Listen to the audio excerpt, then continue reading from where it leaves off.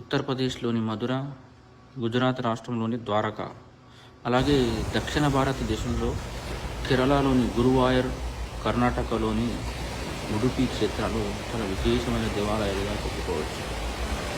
ఇక ఉడుపి మందిరానికి వస్తే ద్వైత సిద్ధాంత ప్రతిపాద్యులు త్రిమతాచార్యులలో ఒకరైన జ్ఞానజ్యోతి శ్రీ శ్రీ శ్రీ మధ్వాచార్యుల వారి జననము, జీవితం ప్రసిద్ధి శ్రీకృష్ణ క్షేత్రం కర్ణాటకలోని ఉడుపితోనే సంబంధించి ఉన్నది. ఇక ఉడుపిలో కొలువైన శ్రీకృష్ణ పరమాత్మని మధ్వాచార్యుల వారే ప్రతిష్ఠించారు. మంత్ర విధులతో మధ్వాచార్యుల వారు అత్యంత శాస్త్రోక్తంగా శ్రీకృష్ణ విగ్రహాన్ని విలంబి నామ సంవత్సరం మాఘ శుక్ల తదియ నాడు ఉడుపిలో ప్రతిష్ఠింపజేశారు. ఆనాటి నుంచి ఉడుపి ప్రాంత యాజ్ఞికులందరూ మధ్వాచార్యులు అవలంబించిన విధానాన్ని